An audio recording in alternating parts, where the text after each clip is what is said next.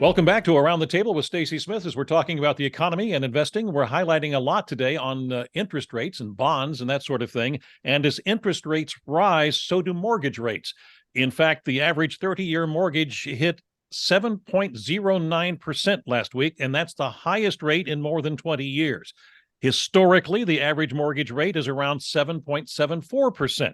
So, Frank, are we headed to that number? And if so, what effect will that have on the housing market and the economy in general?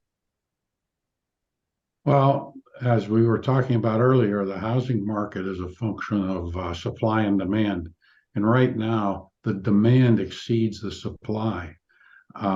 People are staying in their homes because during the period of 2005, I want to say six, somewhere in there, until a year ago, or a year and a half ago, interest rates were ridiculously low.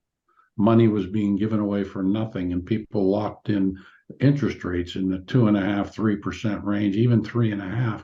And they're not likely to move because they can't replace that interest rate. And now that rates have gone up, their home has probably not appreciated as much as they like. However, on the new construction side, which is where most of the supply is coming from, the cost of building is expensive because the service economy is short of people. There aren't enough carpenters, there aren't enough plumbers. These guys are making more money than they ever did, working less, because they're in demand, and people have decided if you don't have an MBA, you're not worth anything. Plumbers are worth a lot of money these days. They pretty much pick and choose what they want to do, and if you don't have a job they like, you can't get one. So that being said, we've got high prices because of costs of construction, all right, which I don't see changing anytime soon. Will it go up from here? I don't know. Markets tend to work themselves out. People will realize that being a carpenter or a plumber is a way to make some money, and without spending $200,000 to go to college. And as that evolves, which I expect it will, housing prices should level off in here for a while, unless material costs go crazy. And if they keep burning Canada, that probably will happen.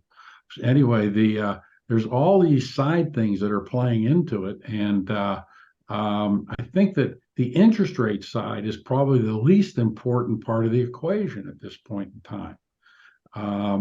What will happen is people are going to start going smaller in homes because of the cost of them. So their mortgage balance, because they're going to have to come up with 20% or more of their purchase in order to even get the mortgage. The way it was, Stacy, when you and I bought homes originally, I mean, we didn't go in with nothing down. We had to come in with 10, 20% of the purchase. We had to come in with a down payment. All right, we're going back to that. It's not particularly hard. We did fine through the dark ages, Stace, when we were young. We managed to get our homes and move along, and young people today will as well. But the supply is a problem. Every year, homes get knocked down because they're no longer safe, and we just aren't building them fast enough. So, and it's difficult because there aren't enough workers. So housing is going to stay up there. Interest rates are going to move with inflation. If inflation keeps going up, interest rates will rise, as will mortgage rates. If inflation has leveled off, like most of us think it has, interest rates are probably close to the top at this point. And when you throw, as we were talking earlier, the world economy, it's likely that the rest of the world is going to create some product supply to keep inflation at least level. Will it go to that 2% number? I'm not even sure. I never thought that was a realistic number. I don't know where they came up with that. It's averaged 3.8% for the last 100 years.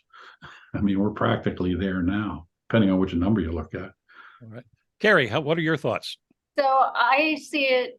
I understand what Frank's saying, that he's seeing inflation leveling off. I'm not seeing that so much, or at least I have some concerns. Mainly, and we talked about this a few weeks ago, wageflation. We know that average hourly earnings are up over 5% year over year. We know that, UPS just entered into a generous increase with their employees and workers. The United Auto Workers are looking for a 40% increase in compensation. And historically, wage inflation doesn't end until you see a slowdown in economic activity. But in addition to that, and I'll probably throw this over to Kim because this is about the math, and we know that Kim likes math.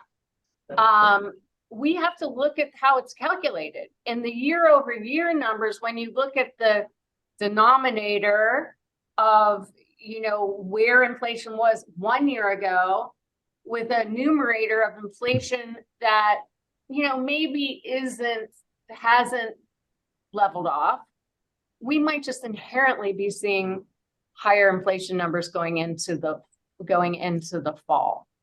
So that's where I wonder, are we in this yo-yoing, effect of disinflation, inflation, disinflation?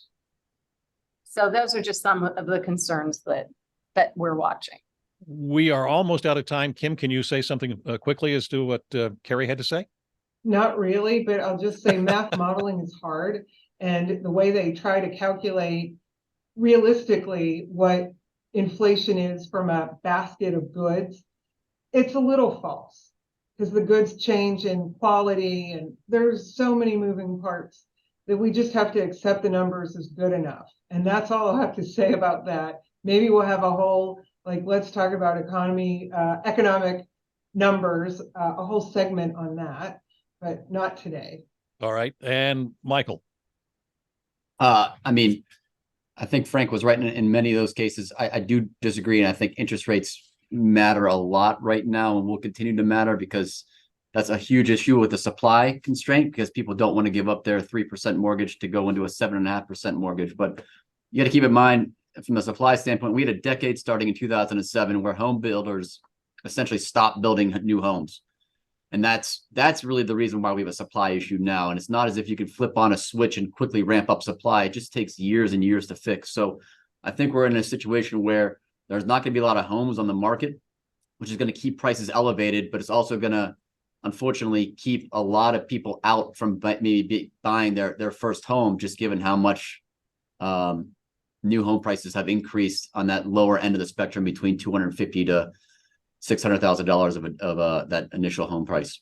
And interest rates also will keep some people from going into it as well. All right, we have to take a break. We'll be back in just a moment.